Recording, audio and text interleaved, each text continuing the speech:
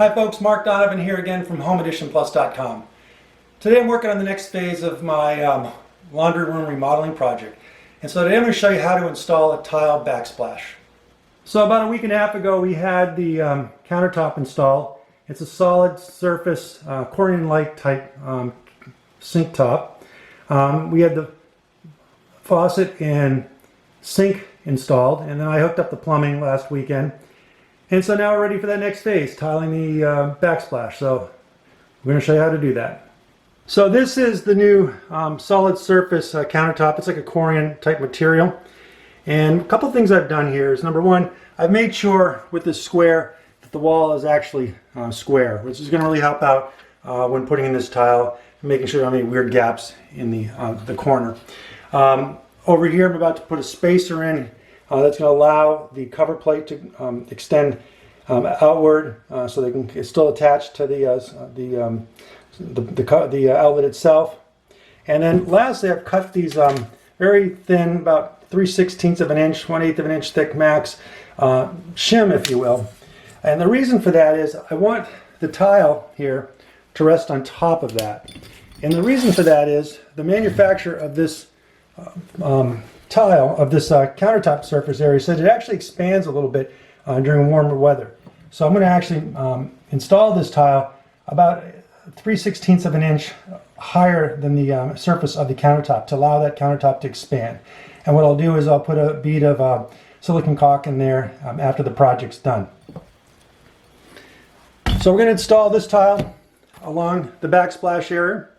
I'm also going to extend it along this side here, but only 2 tile rows up with a piece of trim edge tile over the top of that. I'm using a tile wet saw here, and I really recommend using a saw like this when doing these types of projects. It just makes the project go so much faster and look much more professional. You get some really clean, good cuts using a tool like this.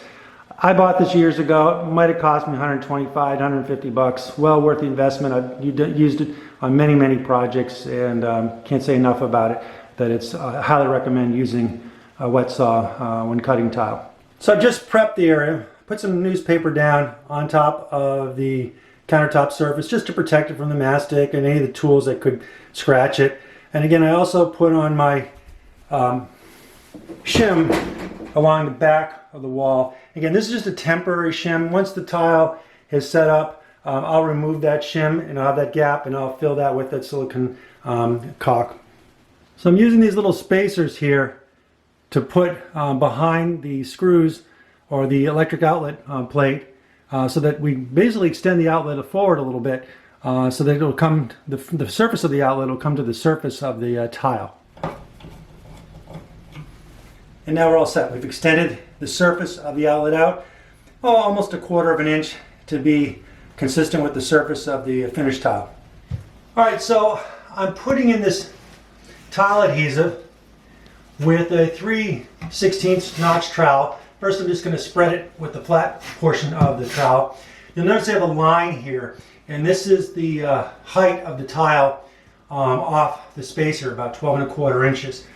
So that way I don't put a bunch of tile adhesive above that where I'm not ready to do that row of tile.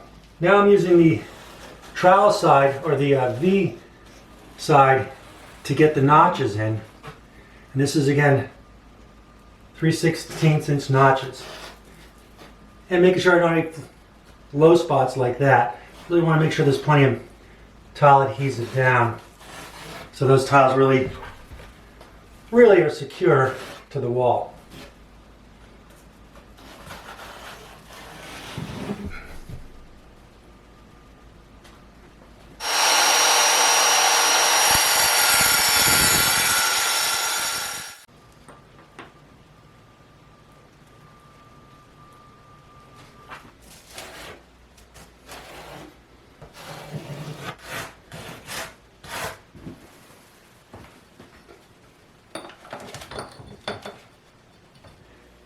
And we're getting ready to put our last piece in on this row. And now we're putting the last piece in. I've cut all along the back edge of this edge. It's going to go against the wall.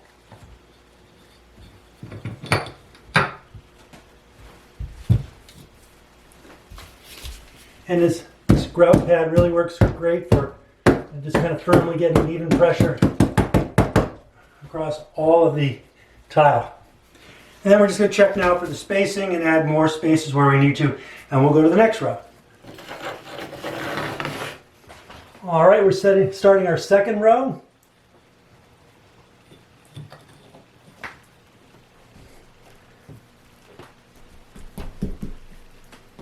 And we're just continuing along. And here goes the last piece along the back wall of the backsplash. So last thing I'm doing here is putting in the final tile splash around the corner side, or this side piece, to wrap up this project. Now I'm just placing in the tile. So for the end caps that go on top of the tile, I'm just back buttering the pieces with my trowel, because you don't want too much. I don't really want to mess up the walls too much.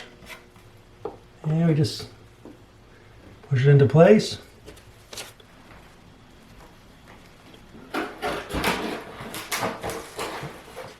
So I completed installing the tile backsplash. It took a little longer than I thought it would. It took me about 4 hours to get this project done.